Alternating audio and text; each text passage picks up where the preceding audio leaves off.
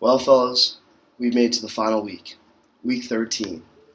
After all those hours of waiver research, trade discussions, and lineup adjustments, we find ourselves with 10 out of 12 teams still in the playoff hunt. With every seed up for grabs and every matchup containing playoff implications, this is sure to be one of the wildest weekends in ICPA history.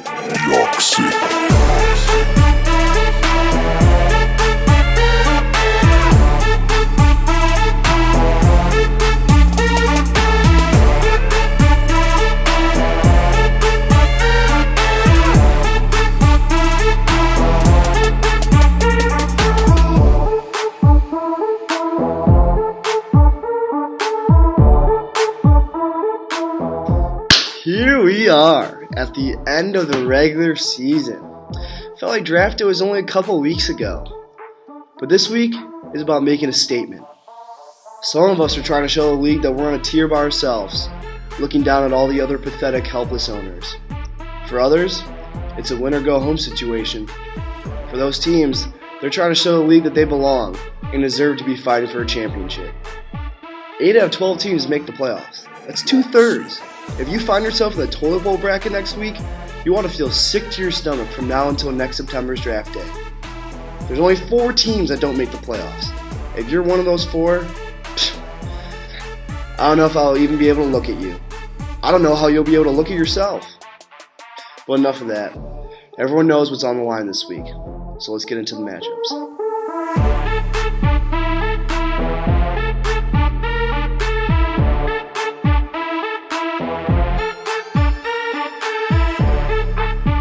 So for Singer, it's simple. Win, and you get the 1 seed. Lose, and you'll need some help. To claim the 1 seed with a loss, you'll need both Kevin and the commissioner to lose. And for KO, after an 145-point outburst, KO now holds a 16.5-point advantage over Spiller, meaning a win, and he's most likely in. With a win and a Spiller loss, KO would clinch a playoff spot. But if he falls to Singer, then he would need both Spiller and Schwartz to lose, with Spiller outscoring him by less than 16.5 points, so he maintains the lead in the points for category. As for my pick, these are 2 teams going in different directions right now, so I'm going to ride the hot streak and go with KO. KO wins and clinches a playoff spot.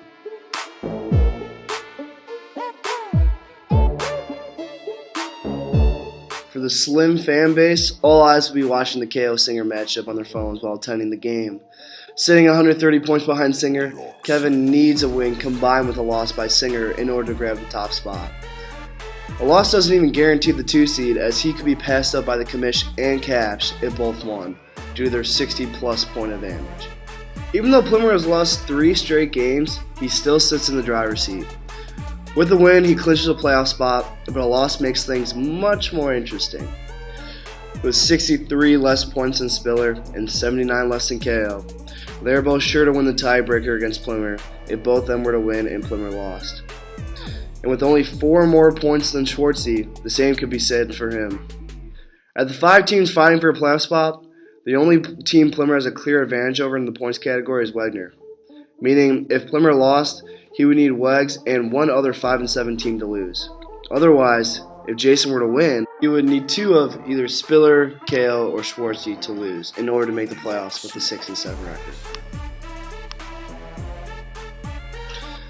I'm going to take Kevin in this matchup. I've never really liked Plimmer's team, and Kevin's 3 guys that he leans on every week are just as deadly as ever, so I think he wins, and I'm predicting a Singer loss too, meaning Kevin would clinch the top seed.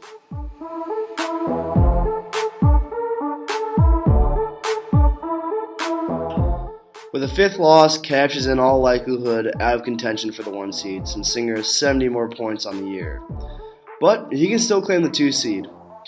With the 5 top teams all separated by 1 win, Caps could find himself anywhere between the 2 and 5 spot come playoff time. And for Schwartzy, standing as the lowest scoring 5 and 17, Schwartzy is done with a loss. He needs a win along with some help to make the playoffs. If Wegner was to lose, Schwartzy would find himself a half game above, needing either KO or Spiller to lose, or have Plimmer lose while also outscoring him by over 4 points. If Wegner wins, then Schwartzy would need both KO and Spiller to lose, or won them to lose along with a Plymouth loss, while also outscoring Plymouth by over 4 points. And I'm going to take Capsh in this one. I've actually been really impressed with his team lately, and he's proven to the league that he's actually a contender in this league right now. And Schwartzy, he made a brilliant second half resurgence to relevancy, but I think the dream comes to a halt here.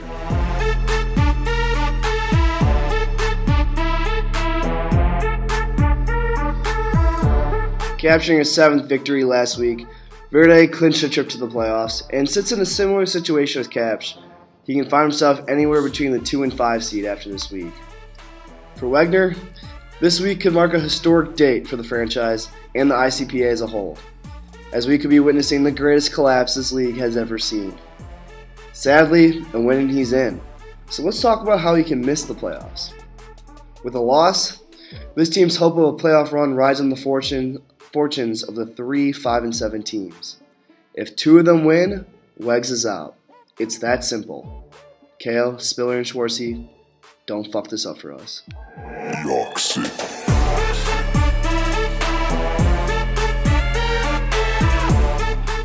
These 2 teams aren't playing each other, but the teams they are playing are out of the playoff hunt, so no point in talking about them. They're irrelevant.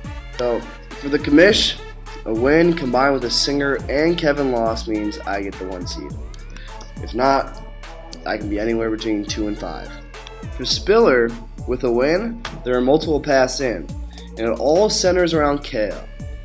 If Kale were also to win, then Spiller would need either Plymouth or Wegner to lose, and he's in. If Spiller, Kale, Wegs, and Plymouth all won, then Spiller would need to outscore Kale by more than 16.5 points to make the playoffs. If Spiller wins and Kale loses, then Spiller's in. But if Spiller lost, he would need Schwartzy and Kale to both lose, while also outscoring Kale by over 16.5 points. So I'm going to take Spiller and the commish to both win. They just simply have better teams than the opponents are facing, which is why they're in the playoff hunt and their opponents are not. Which is that simple. So this is what I predict the bracket to look like next week. I have Kevin getting the 1 seed and Spiller sneaking in the 8th spot. I have the rookie facing off versus Verde for division rival matchup in the first round. Then I have the commissioner as a 2 seed versus Wags as a 7 seed, which would be the second time in the past 3 years that these 2 teams would face off in the first round of the playoffs. And to round out, I have Singer falling to a 3 seed, taking on KO as a 6 seed. Happening right here in Kinnick Stadium too. So that's all I have for this video. Feel free to make your own playoff predictions and post them in the group me. Verde was asking about betting on these playoff games. Singer, it's something to think about. ESPN sets their own lines. I think you let us do it in the past too, so it'd be kind of fun. You could also set your own lines if you don't like the ESPN ones. This is going to be a wild weekend. This is the greatest finish I could ever envision, and I would almost guarantee that many of these matchups will come down to Monday night. I can't wait. It's going to be wild, and good luck to everyone.